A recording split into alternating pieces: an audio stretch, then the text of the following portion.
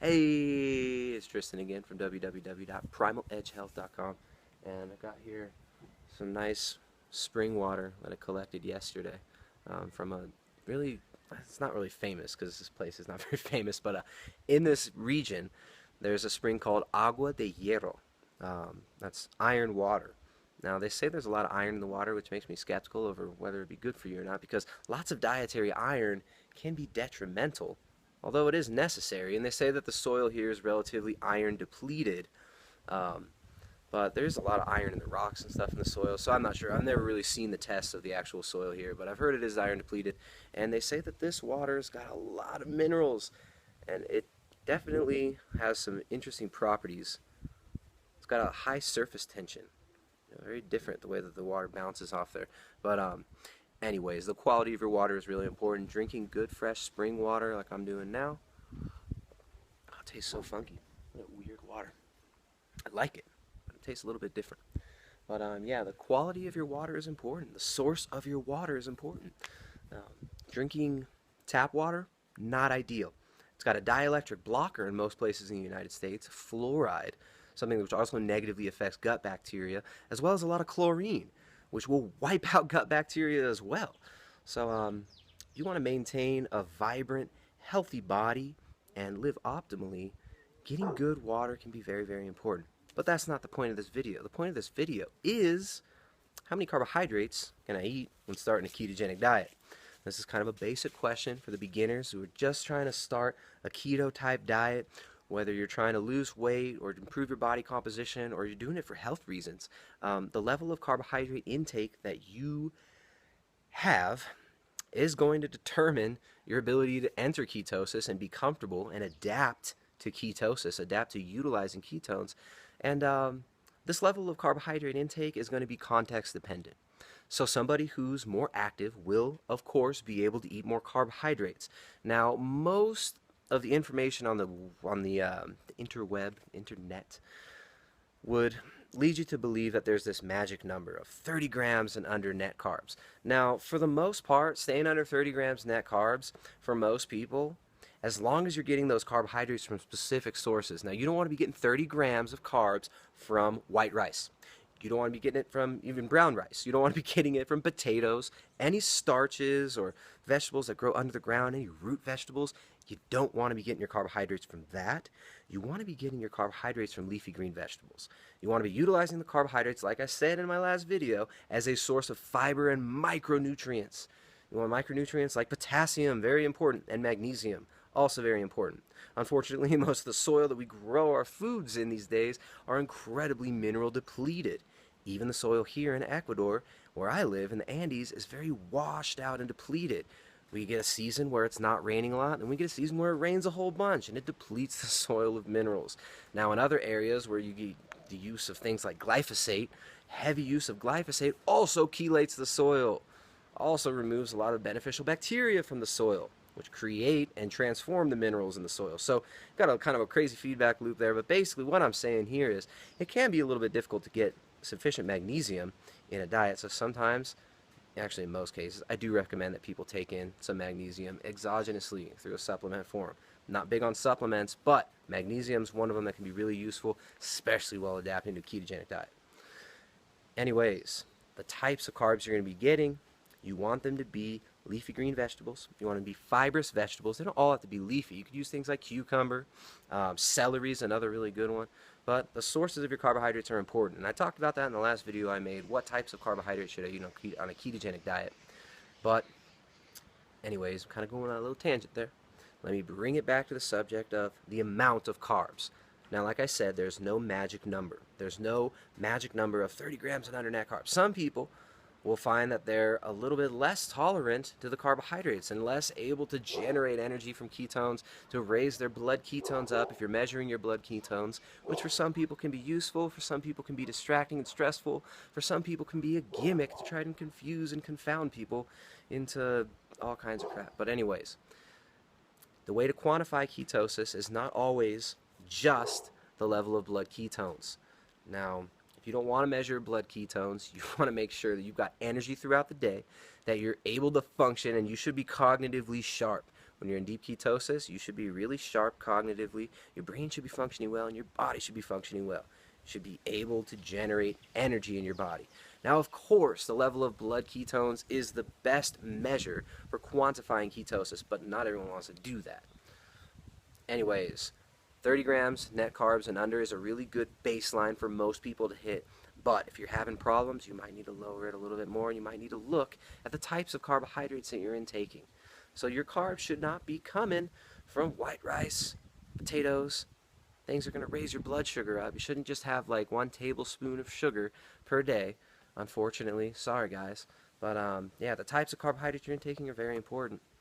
And there's really no magic number that you need to hit.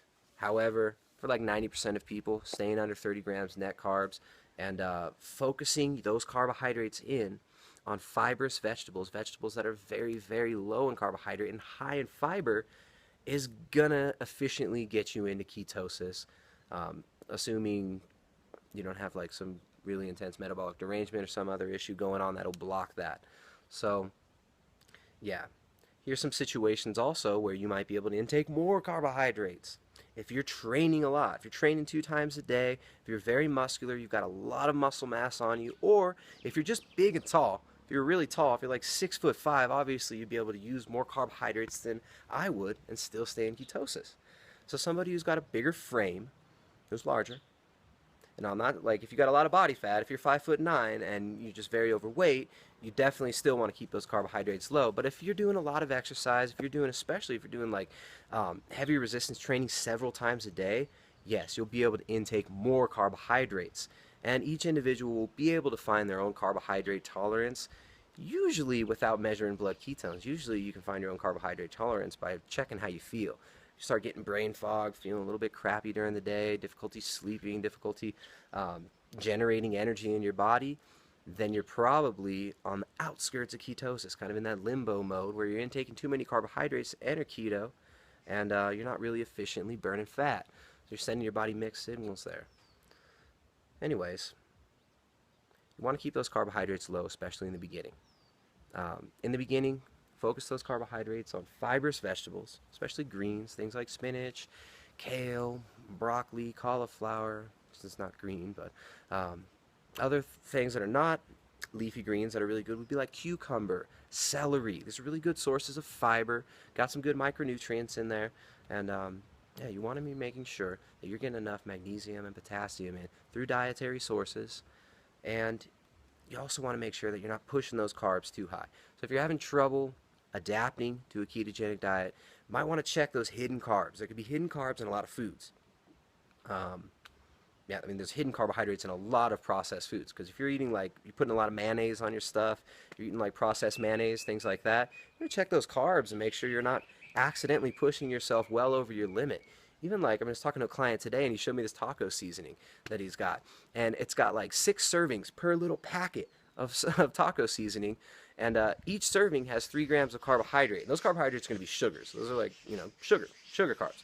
And so if you use that whole packet, which nobody really realizes, oh, this is 6 servings. This is like a little tiny packet of taco seasoning. And if you use that whole packet of taco seasoning, you would have had like 12 grams of sugar in there. You wouldn't have known about that. So you got to kind of be careful with those creeping carbs, especially if you're eating processed foods, which I don't recommend. You should be getting most of your nutrition from whole nutritious foods, foods that have very few ingredients on the label, foods that don't even have a label, that you get directly from the source. Those are optimal. Of course, not everybody could be optimal.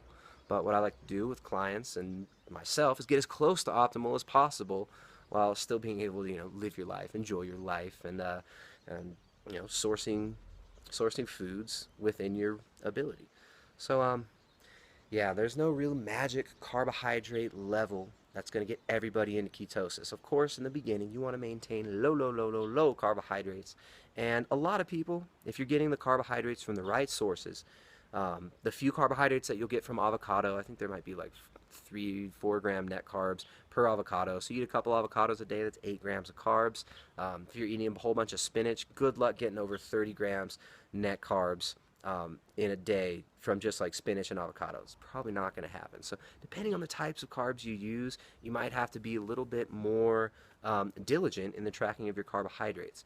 But if you use the right sources, like I always train my clients to use very specific sources of vegetables to get those carbs in and get the micronutrients in and to get the fiber in, using specific sources, a lot of the times you might not even have to count your carbs every day. Ooh, you might not even have to count those macros. But yeah, for most people, it's very important to be relatively strict in the beginning, especially with those carbs. You want to make sure there's no creeping carbs, make sure you're not intaking some hidden carbs and hidden sugars in the diet, and keep those carbs low, get them from specific sources. Also, drink good water, just in general, for your life in general. If you got to drink tap water, make sure to filter it through like an RO system. It's not that expensive. And you can find a spring near your area. If you can get out into nature and go for a hike, that's the best way to get some cardio in. It's the best way to spend some quality time reflecting and going inside. So yeah, go outside to go inside and find yourself a nice spring. Get some good spring water. I'm going to get a video of this spring the next time I go to it. Maybe tomorrow morning if the weather's like it is today. I'll take a little hike down there and get some more of this funky agua de hierro. But yeah, again, www.primaledgehealth.com. If you want coaching, if you want to contact us through that page. Got some products, got a lot of articles, more videos, podcasts. We're up on iTunes as well. But yeah, we got a lot more to come. So check us out, www.primaledgehealth.com. Watch out for those creeping carbs if you're doing keto.